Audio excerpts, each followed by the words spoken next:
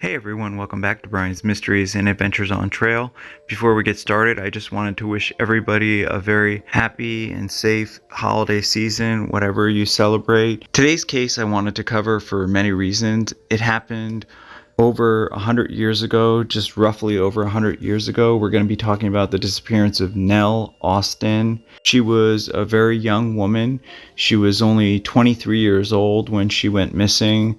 She was a very attractive young woman. She was well respected. She was working as a teacher.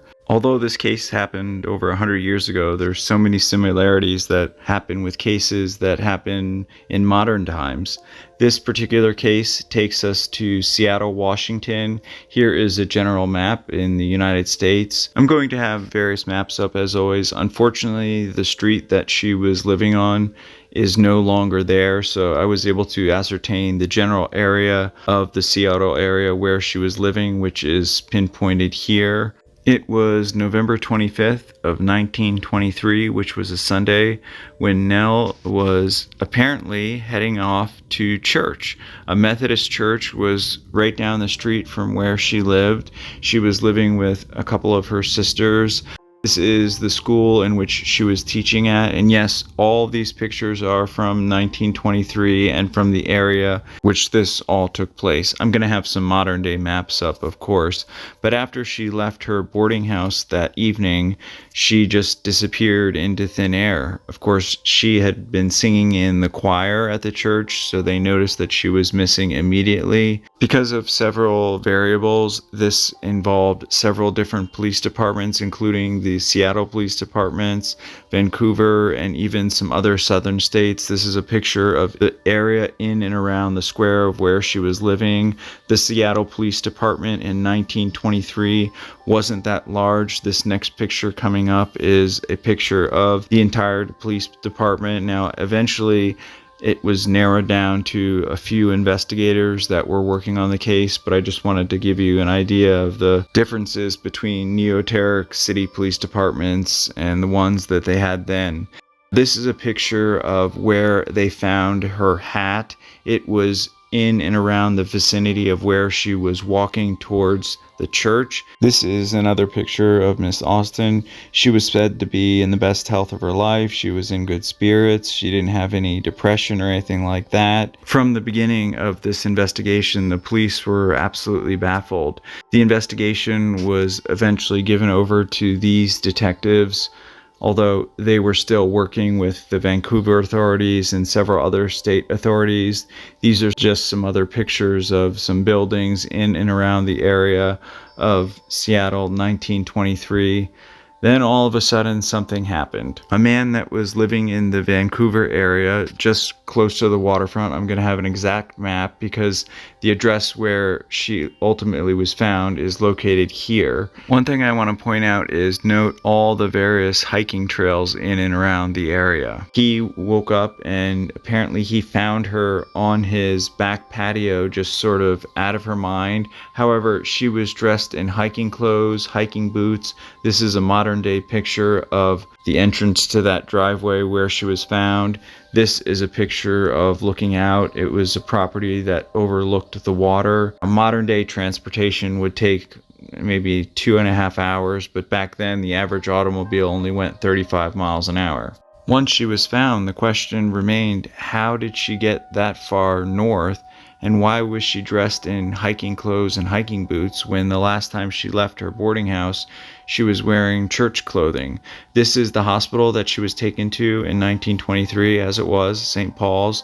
She spent many days there. Once she started to recover, because in the beginning stages, she was just sort of out of her mind, sort of what the doctor said was delusional. They questioned her, and she said that she was on her way to church. She was getting very close to the church, and then all of a sudden 2 men jumped out from behind the bushes or something very fast. They put their hands over her mouth so she couldn't say anything, and that's all that she could remember. She remembers nothing after that. These are some more of the investigators of the actual crime. But from the very beginning, they started suspecting that this story made absolutely no sense. They thought, for one thing, why would anybody want to kidnap this woman? She didn't have any enemies. She was a school teacher. And why would they just dress her in hiking clothes and then leave her abandoned on somebody's porch? What could be the possible motive for anyone doing that? There was no ransom issued. There was no calls. There was nothing that was sent to the police department. The more that they questioned her, the more she said that she just couldn't remember and she had no idea what happened to her other clothes. She stuck to her story about being kidnapped.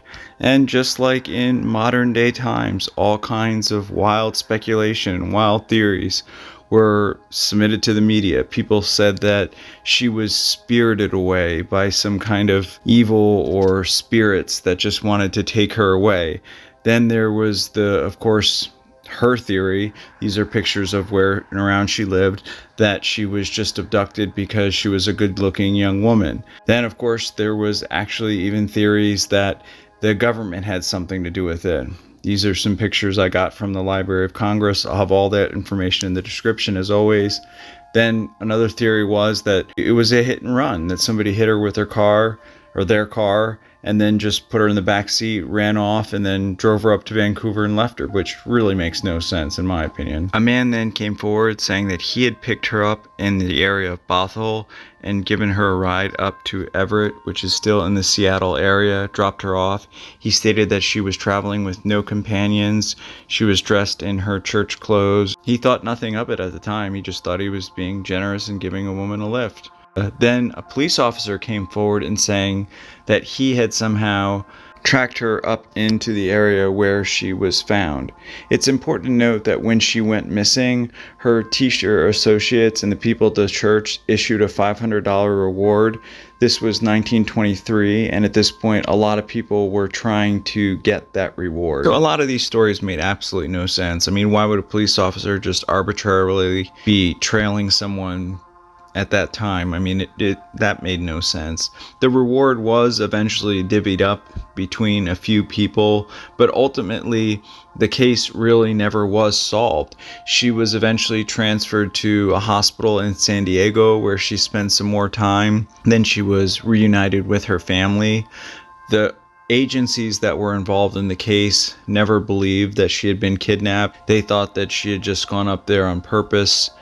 But then why do that? Why change into hiking clothes and then just pass out on somebody's back porch? I just thought I'd show you some modern day pictures of both Seattle and Vancouver to show you the differences and how much things have changed. But in reality, a lot of things haven't changed. I mean, we see cases very similar to this, like the Stephen Kubacki case, where disappeared in one area and then popped up in another and had no memory of how he got there.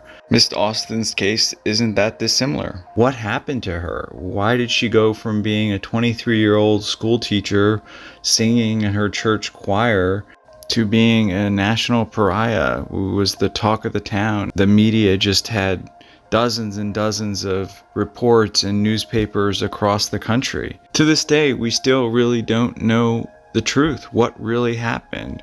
What do you guys think? Why would this woman decide to give up her life and then show up in hiking clothes on somebody's porch that she had never met or known before? All the medical tests they ran said that she was in her right mind after she recovered. She just kept reporting that she had no memory of the incident. She had no idea what could have possibly happened or why. The police in the reports said that she did report that she was carrying 2 hats that evening that she disappeared. So their theory was that she dropped one of them on purpose to later then support her theory of being kidnapped. But who knows? There's literally no information on this on the general web. I had to go deep into the newspaper archives to find any information about this case. I will leave all that in the description if you'd like to do further reading. What happened to you on that night of November 25th, 1923? Miss Nell Austin, you weren't married, you had no problems with anybody. What secrets did you take with you? Thank you all for watching. As always, I really appreciate all your feedback and support. I know today's video was a little different, but I wanted to show you something that I don't think anyone has ever covered before, and I'm trying to keep the channel diversified as I always have. Thank you to co.ag for providing the background music as always. Hopefully I'll see you all in the next one. Take care. Hey everyone, thanks for sticking with me to the end. I hope everyone's doing well and enjoying their holiday season. I was able to find a new calendar website, if you will, that I can make the calendars on that will be affordable to hopefully anybody that wants one. I'm working on those right now. I still do need a couple pictures, so if anyone has any last minute submissions, please email them to me. My email is in the description. Also, if you have any case suggestions or feedback, you can email me at that same email address. I'm still taking submissions for the next coin giveaway. All you need to do is leave a comment, say you want to be entered, leave any comment that you want, whether it's a suggestion on a video, critical feedback, anything you want. I hope everyone is doing well, and I just want to say happy holidays and thank you for a great year, and you guys are all just so amazing.